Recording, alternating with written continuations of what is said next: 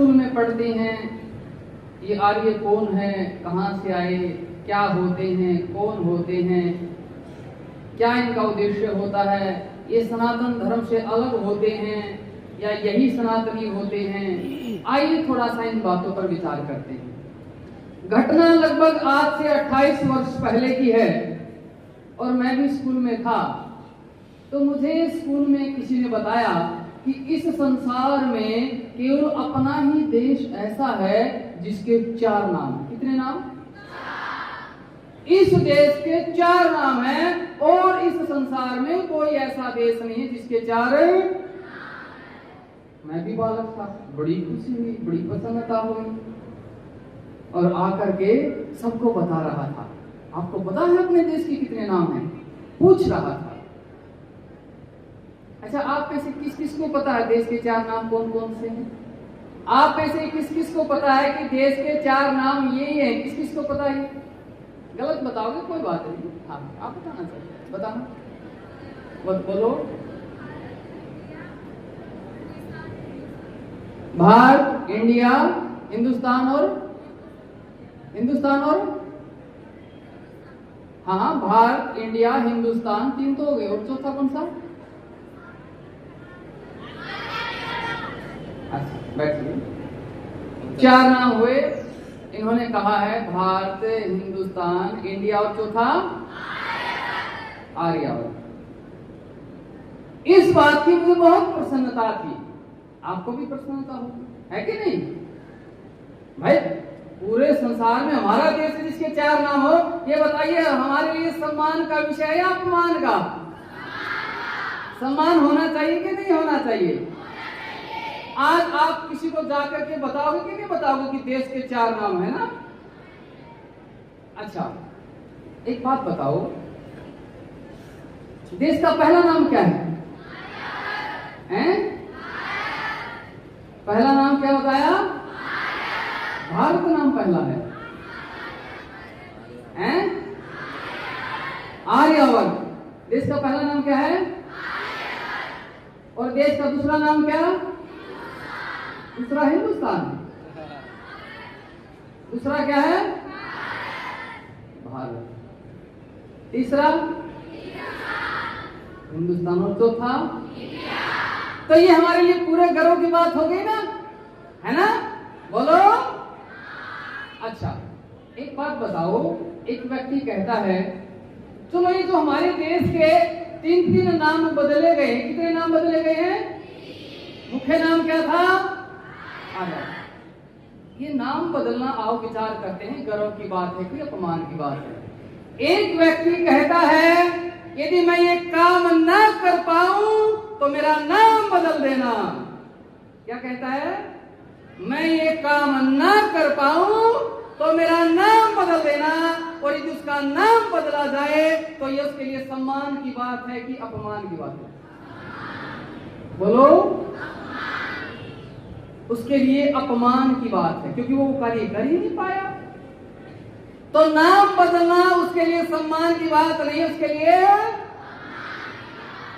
और हमारे इस देश के 1 नहीं, 2 नहीं, 3 नाम बदले गए और हमने अपनी असली पहचान तो खो ही दी कि हम कौन थे और आज हमें क्या है।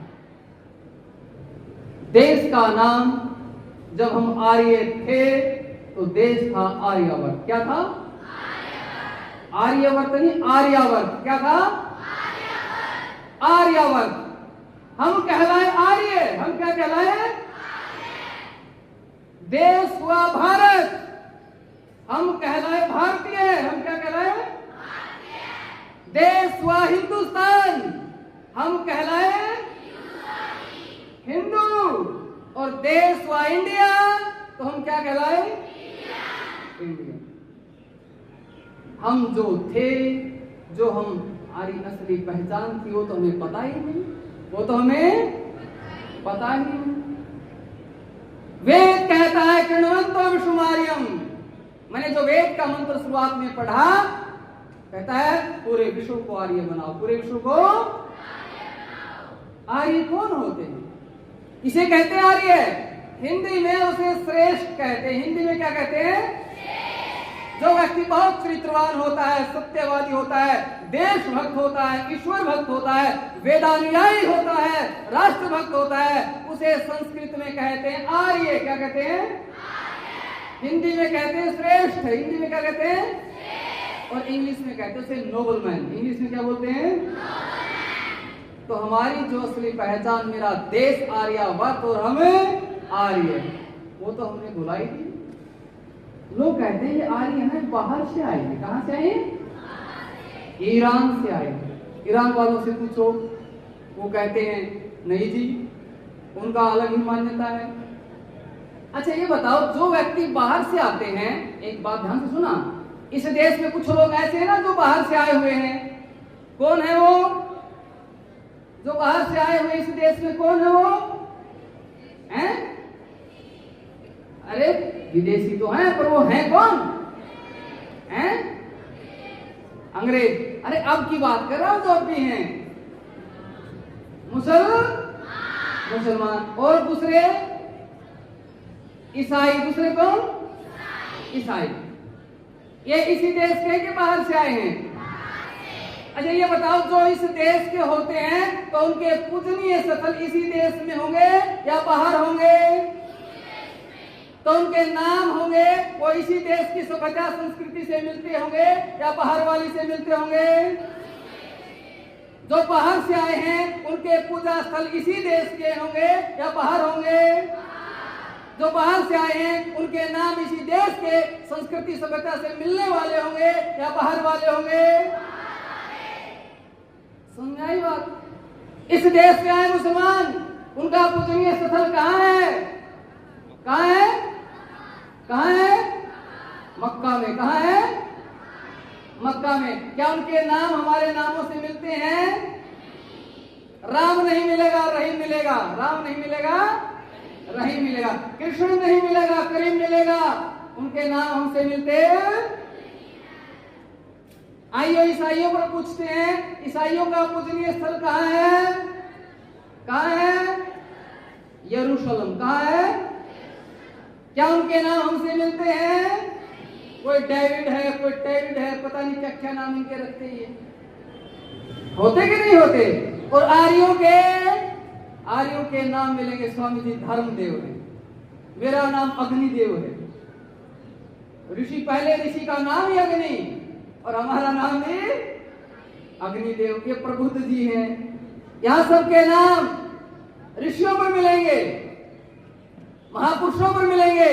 तो ये बताओ, क्या आर्य लोग बाहर के हैं कि यहीं के हैं? तो ये बाहर से क्यों कहा गया? भ्रांतियां फैलाने के लिए। एक इटावा का मौलवी जर्जिस, क्या नाम? इटावा का मौलवी जर्जिस, क्या नाम था?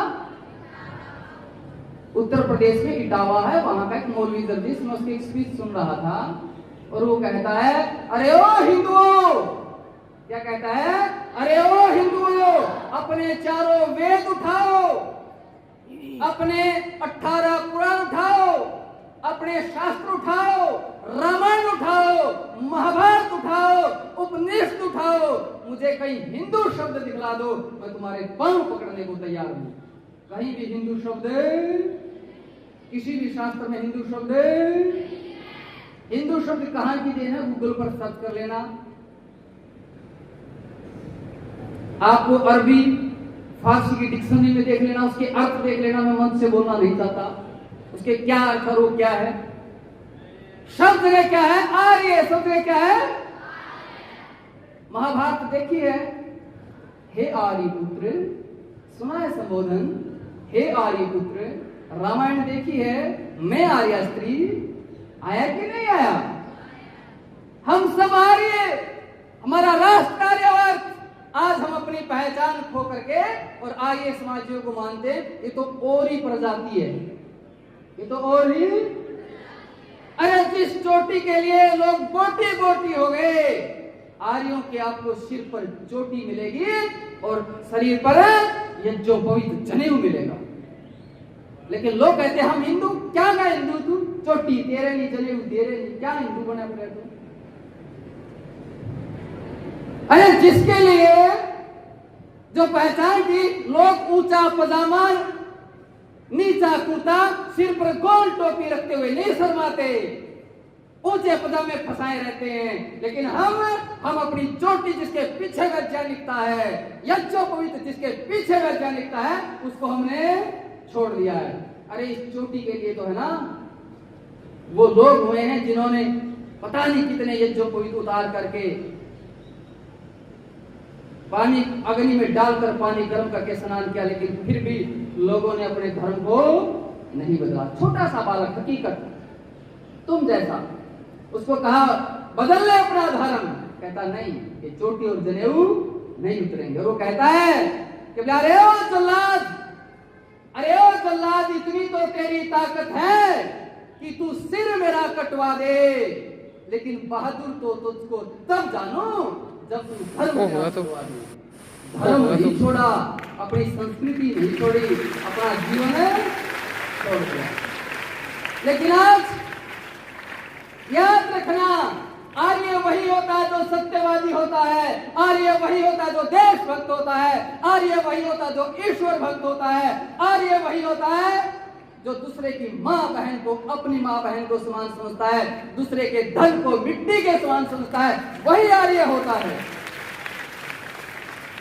जिसमें ये गुण नहीं है वो भले ही नाम के साथ आर्य लगाता हो, पर वो आर्य नहीं है। आपको पता है देश गुलाम था और आजाद हुआ, इस बात का पता? और इस देश को आजाद कराने में कितने क्रांतिकारियों ने बलिदान दिया है? अच्छा ये बताओ, आप किन किन क्रांतिकारियों के नाम जानते हैं? थोड़ा ऊंचा बोलो। भगत सिंह, चंद्रशेखर आजाद, सुभाष चंद्र बोस, सुखदेव, राजगुरु। अच्छा सुनो, ये जो युवा थे, आपको पता है ये जिस संगठन से जुड़े हुए थे उस संगठन का नाम था, बेटा ये तो आते रहेंगे जाते रहेंगे, बच्चे हैं। अरे ये बात सुन लो, क्रांतिकारियों की बातें हैं, बलिदान हो गए, क्या देखे हुए उस तरफ है? कुछ विशेष चीजों तो मैं भी देख लूं, क्या कोई विशेष चीज है? अरे देश के लिए घर छोड़ दिया, परिवार छोड़ दिया, तुम ये इधर उधर देखना नहीं छोड़ सकते। देखो मुझे थोड़ा कष्ट होता है, ज्यादा जीवनियां पढ़ रखी है मैंने, मैं बहुत भावुक हो जाता हूँ। गुरुकुल में जब पढ़ाता हूँ ना, ऐसा वर्णन आता है तो मैं रुक जाता हूँ, कहता हूँ इसको कल शुरू करेंगे, क्योंकि अंदर से फूट जाता है ना व्यक्ति, पढ़ी नहीं जाती। तो सुनो, अभी इधर उधर नहीं देखना है। इन क्रांतिकारी जो ये क्रांतिकारी थे, जिस संगठन में थे उस संगठन का नाम था हिंदुस्तान रिपब्लिकन एसोसिएशन। ठीक है, फिर बाद में भगत सिंह आदि जुड़े तो उसके नाम में थोड़ा सा परिवर्तन हुआ, उसका नाम बन गया Hindustan socialist Republican association, socialist और जुड़ गया। उस संगठन के प्रधान कौन थे? राम प्रसाद बिस्मिल। कौन थे? सुना ना? राम प्रसाद बिस्मिल की घटना सुना देता हूं। राम प्रसाद बिस्मिल काकोरी कांड में फांसी की सजा हो गई और एक क्रांतिकारी विष्णु शिव वर्मा ये घटना लिखते हैं अपनी डायरी के पन्नों में, और वो कहते हैं राम प्रसाद बिस्मिल को फांसी की सजा हो गई। और जब ये हुआ कि क्योंकि वो संगठन का प्रधान था तो सारी जानकारियां उसके पास थी, कहां हथियार हैं, कहां पैसे रखे, सब जानकारियां उसके पास थी। तो जानकारियां लेनी थी तो क्रांतिकारी मिले कैसे भाई, वो भी पकड़े जाएं। तो क्या हुआ कि वो कहता है शिव वर्मा कि मैं राम प्रसाद बिस्मिल की मां के साथ जाता हूं। वैसे मां को मना कर दिया था कि ये अपने जवान बेटे को सामने नहीं देखकर ये सहन नहीं कर पाएगी कि अब ये फांसी टूटना है, लेकिन उसकी मां पिछले दरवाजे से चली जाती है और शिव वर्मा से मिल जाते हैं। तो शिव वर्मा आगे लिखता है कि जब राम प्रसाद बिस्मिल ने अपनी बूढ़ी मां को उन जेल की फांसी की कोठरी की सलाखों के सामने देखा तो अपनी बूढ़ी असहाय मां को देखकर राम प्रसाद बिस्मिल रोने लगा।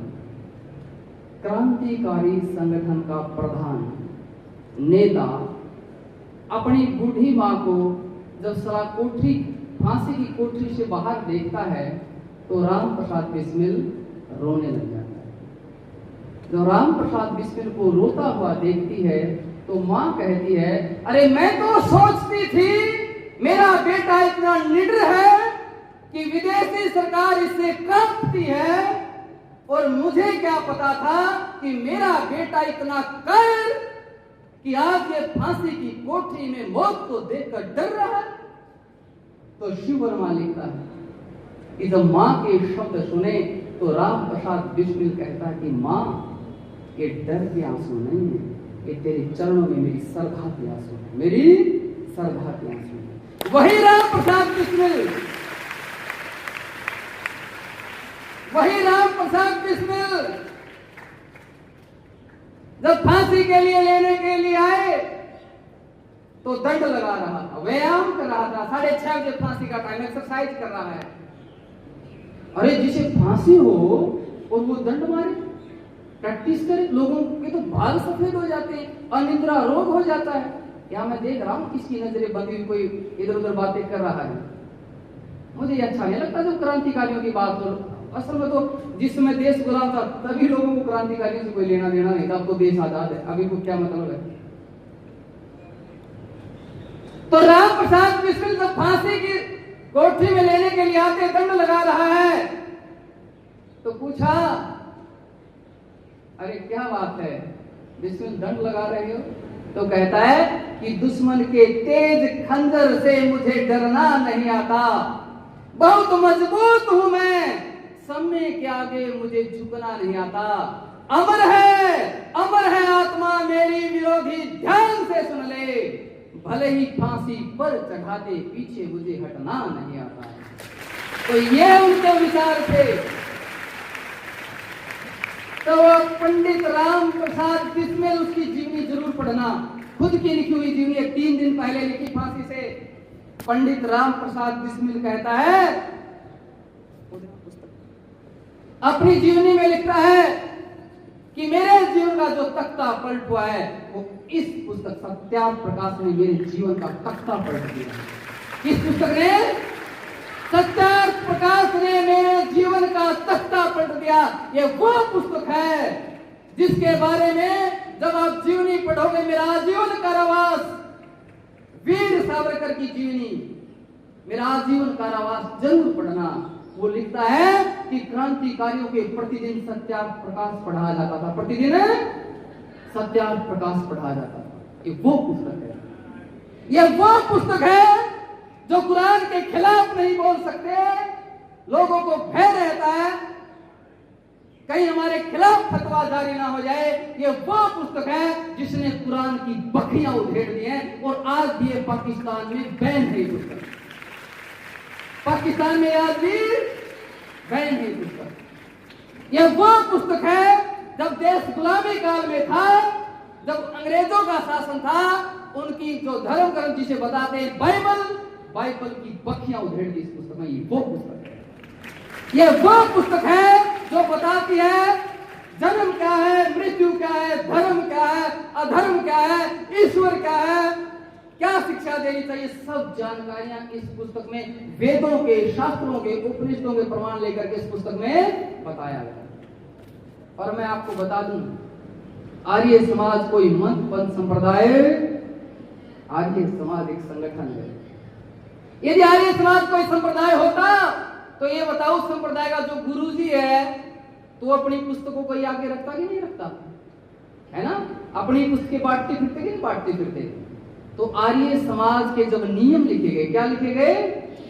आर्य समाज के जब 10 नियम लिखे गए तो उन नियमों में से एक नियम तो ये होना चाहिए था कि सत्यार्थ प्रकाश सब सत्य विद्याओं का पुस्तक है।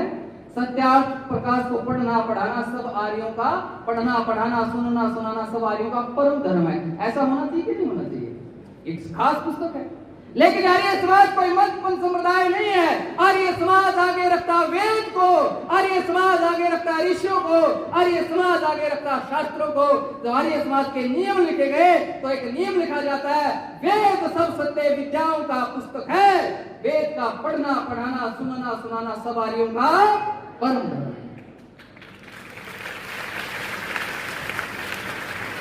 और लोग कहते हैं ये आर्य समाजी सनातनियों से अलग है। अरे सनातन जो सृष्टि के आदि से वैदिक धर्म ही चला आया हुआ, और आर्य क्या, तो वैदिक धर्म ही होते हैं। आर्य क्या होते हैं? वैदिक धर्म ही होते हैं।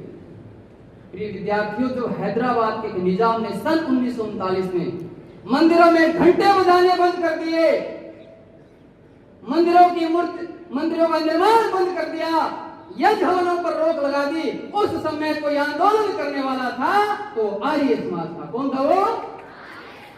फिर से वो कार्य शुरू करवाए, निजाम की नाक में दम कर दिया, जेलों पर जेलें भर दी। आपको हैदराबाद बड़ा आसान लगता होगा सुनने में। मैं अभी कुछ समय पहले हैदराबाद में रहता था, वहीं गुरुकुल में। अरे इतनी लंबी यात्रा, 2-2 रातें लग जाती थी। आज इतनी सुविधाएं होते हुए उस समय 1939 में कैसे उन्होंने यात्राएं झेली होंगी, कितने कष्ट उन्होंने झेले होंगे। आर्य समाज कहते हैं इनका, अरे हम ईश्वर सर्वशक्तिमान है, हम नास्तिक हैं नहीं, हम ईश्वर को मानते हैं, लेकिन जिसको तुम गलत मानते हो कहते हैं ये ईश्वर है नहीं है, तुम मानते हो। एक मुसलमानों ने पुस्तक लिखी, कृष्ण तेरी गीता जलानी पड़ेगी। कौन सी पुस्तक लिखी? कृष्ण तेरी गीता जलानी पड़ेगी, सीता का छिनावा पुस्तक लिखी। उसके विरोध में लोग कहते हैं आर्य समाजी श्री राम और कृष्ण को नहीं मानते, काल्पनिक मानते। अब एक भद्राचार्य जी का आया था, अरे आर्य समाज में से श्री राम और श्री कृष्ण निकल जाए तो बचता ही कुछ नहीं है। जब वो पुस्तक लिखी गई तो आर्य समाजियों ने एक पुस्तक लिखी, उसके विरोध में। कौन सी पुस्तक पता है? पता है किसी को? पुस्तक लिखी गई रंगीला रसूल। कौन सी पुस्तक है? वो रंगीला रसूल पुस्तक लिखी गई, बखियां उधेड़ दी उनके मोहम्मद की। और आपको आश्चर्य होगा, वो पुस्तक आज भी आजाद भारत में बैन है। वो पुस्तक आज भी अपने भारत में आज भी बैन है, केवल अपने में नहीं, पाकिस्तान में बैन है, बांग्लादेश में बैन है। 3 देशों में जो पुस्तक आज भी प्रतिबंधित है। किसने लिखी? आर्यों ने लिखी, और उसके लिए बलिदान दिया। महाशय राज्यपाल को बलिदान देना पड़ा। तो इसलिए आर्य समाज बलिदानियों का है, त्यागियों का है। जो अपनी संस्कृति, अपने ऋषियों की बात करता है, जो धर्म की बात करता है, वो है आर्य। मैं तो कहता हूं आप सबसे भी कि अपनी संस्कृति को पहचानो, जानो। आज कितनी घटनाएं आ रही हैं देश की, कितनी घटनाएं, कितने आंदोलन हो रहे हैं। लेकिन जब ऋषियों से पूछो, अरे हमारा इतिहास जानो, हमारे इतिहास में एक बार ऋषि के राजा के यहां जाते हैं, और जब ऋषिवर को राजा ने भोजन करने की कहा तो ऋषिवर ने मना कर दिया कि मैं आपके राज्य में भोजन नहीं करूंगा। तो पूछा कि आप भोजन क्यों नहीं करेंगे, क्या बात है ऋषिवर? तो उन्होंने कहा कि पता नहीं कैसे कैसे लोगों से आप कर लेते होगे, कोई 2 नंबर का काम करता होगा, पता नहीं कोई चरित्रहीन होगा, उसी ढंग से आपका चलता, मैं कैसे आपके यहाँ भोजन कर लूं। तब कई राजा अशोकपति छाती ठोक कर कहते हैं, इस देश का सुनो इतिहास। वो कहते हैं, न मेस्तेनो जनपदे न कदरियो न मध्यपः नाना हिताग्र विद्वान न सवरी न स्वर्णे कुतः। कहता है ऋषिवर, मेरे राज्य में कोई चोर नहीं है, कोई कंजूस नहीं है, कोई नशा करने वाला नहीं है, कोई चरित्रहीन पुरुष नहीं है। स्त्रियां तो होंगी कहां से? मेरे राज्य में कोई चरित्रहीन पुरुष भी, इतना श्रेष्ठ अपना राज्य रहा है, इतना देश रहा है। एक ऋषि मनोहर कहते हैं, एतत् देशे प्रसूतस्य सकाशादगर जन्म है, स्वयं स्वयं चरित्रं शिक्षेरं पृथ्व्यां सर्वमानवः। हे पूरे संसार के लोग आओ और आर्यावर्त में जन्मे लोगों से अपने अपने चरित्र और आचरण की शिक्षा ग्रहण करो। पूरे संसार को चरित्र की शिक्षा देने वाले हम हैं। लेकिन आज क्या हो रहा है? आज माताओं बहनों के साथ क्या हो रहा है? अरे ये तो वो देश है जिस देश में एक नारी का अपमान हुआ था तो 29 मील लंबा पुल बांध करके रावण के घर में घुसकर उसका नाश किया था। अरे तो वो देश है, एक नारी का अपमान हुआ तो महाभारत हो गई। आज उसी देश में क्यों? क्योंकि इसका कारण है ऋषियों की विद्या को ना जानना। जब महर्षि मनु जी संविधान लिखने लगे तो उसमें सबसे बड़ी सजा लिखी तो पता है क्या लिखी? कहते हैं किसी बुराई को रोकना है तो क्या करो? शिक्षा दो और दंड की व्यवस्था करो। आज ब्रह्मचर्य की शिक्षा है नहीं। लड़के लड़कियों का चरित्र बिल्कुल नाजुक हो गया है। लड़का लड़कियों की तरफ आकर्षित रहता है, लड़की लड़कों की तरफ आकर्षित रहती है। ब्रह्मचर्य कोई सिखाने वाला नहीं है, ब्रह्मचर्य कोई बताने वाला नहीं है। ब्रह्मचर्य पर कोई बोले तो लोगों के कान खड़े हो जाते हैं, कहीं अग्निदेव कुछ और ना बोल दे। अरे ब्रह्मचर्य पे तो बोलता हूं मैं, बच्चों की चरित्र की तो बात करता हूं मैं। तो इसलिए आज हमारे ऋषियों ने इतनी भयंकर सजा लिखी। क्या कहा? यदि कोई पुरुष चरित्रहीनता करता है, पुमांसम दाहेत सैने तप्तायते, यदि कोई पुरुष चरित्रहीनता करता है तो लोहे के पलंग को गर्म करो। क्या करो? लोहे के पलंग को गर्म करो, सब लोगों को इकट्ठा करो और सबके बीच में उसे गर्म पर लेटा करके मार डालो। अब देखो थोड़ा सा गर्म लग जाए तो कितनी दुख होता है।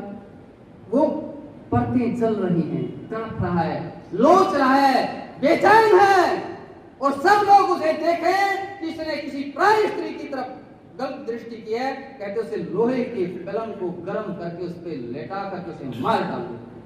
और कहा कोई स्त्री चरित्रहीनता करे तो, कोई स्त्री पुरुष से संबंध करे तो फिर क्या करें? फिर ऋषि लिखते हैं कि सबके सामने जीते जी कुत्तों से नुचवा नुचवा कर उसे मार डालो। सबके सामने, कई कुत्ते यहां से नोचते हैं, कभी यहां से नोचते हैं। इतनी भयंकर सजा और किसी के लिए नहीं लिखी गई है, क्योंकि चरित्रहीनता राष्ट्र के लिए सबसे घातक होती है। चरित्रहीनता सबसे घातक होती है। तो इसलिए आप अपने चरित्र को मजबूत करें। ज्यादा समय नहीं लेता, मैं फिर कहना चाहता हूं, इस देश का नाम है आर्यावर्त और हम हैं आर्य। हमने अपनी पहचान को स्थापित करना है, अपने आप को हमें श्रेष्ठ बनाना है। तो मैं अब आपसे एक निवेदन और करता हूं कि आपका नाम अकेले ना हो, आपके नाम के साथ लड़के लगाए आर्य और लड़कियां लगाए आर्या। ऐसे कौन है कि जिन्हें लगता हो कि मुझे बड़ा गर्व हुआ है, मैं आर्या हूं, मैं आर्य हूं, हम आर्यों के वंशज हैं, मेरा राष्ट्र आर्यावर्त रहा है, आज के बाद मेरे नाम के साथ आर्य रहेगा, मेरे नाम के साथ आर्या रहेगा। ऐसे कौन विद्यार्थी हैं जो पहले से आर्य समाज को नहीं जानते थे? हाथ नीचे करो, हाथ नीचे करो। दो विद्यार्थी इधर से कोई भी एक कन्या खड़ी हो जाए कि मैं आर्य समाज से इतनी परिचित नहीं थी, पर आज से मेरे नाम के साथ आर्या ही लिखा जाएगा। कौन है? खड़ी होना। कौन खड़ी होंगे अपने स्थान पर? किसकी आत्मा में इतना बल है कि मेरी आत्मा में इतना बल है, आज के बाद मेरे नाम के साथ आर्या लिखा जाएगा? नहीं है किसी की आत्मा में इतना बल कि मैं खड़ी हो सकूं। आर्य कहते हैं जो चरित्रवान है, जो ईश्वर भक्त में है, जो वेदों को मानने वाली, वो आर्या होती है। आप में से कौन लिखेगी? कोई नहीं लिखेगी।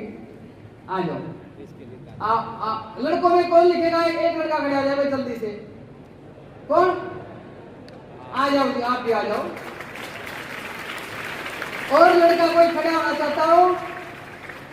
आ जाओ, ये तीनों आ जाओ, आप तीनों आ जाओ, ये दोनों बहनें आ जाएंगे। अभी मेरे पास पुस्तकें कम हैं, इन तीनों को हम पुस्तकें देंगे। आ जाओ, ये इधर से भाई आज समाज से दे देंगे हम।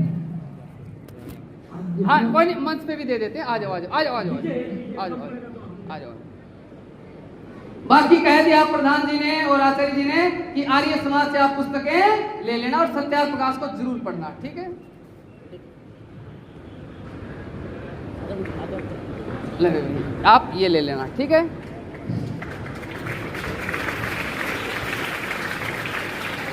मेरे पास ही 2 पुस्तकें ही बची हैं, तो दोनों दो कर लेना है। ब्रह्मचर्य पढ़ेंगे, ठीक है?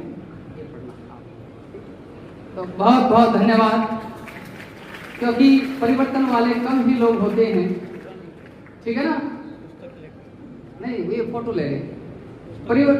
परिवर्तन वाले कम ही लोग होते हैं। जो क्रांतिकारियों की जीवनी आप पढ़ेंगे तो देखेंगे कई राज्यों से 1-1, 2-2 ही थे, ठीक है ना? जो बच्चे के सतार प्रकाश में मिला है वो शामकालीन सत्र में आएंगे। हम आर्समान नरवाना की ओर से उनको भेंट किया जाएगा। जो पढ़ना चाहते हैं वो ले सकते हैं। उसके हाँ, शाम को कह रहे हैं आचार्य जी, और शाम को हम भी रुके हुए हैं। शाम की हमारी कक्षा होगी भूत प्रेत, मूड़े, झाड़ा, मांगलिक, टोक, नजर, इस पर हमारी शाम की कक्षा होगी आर्य समाज में।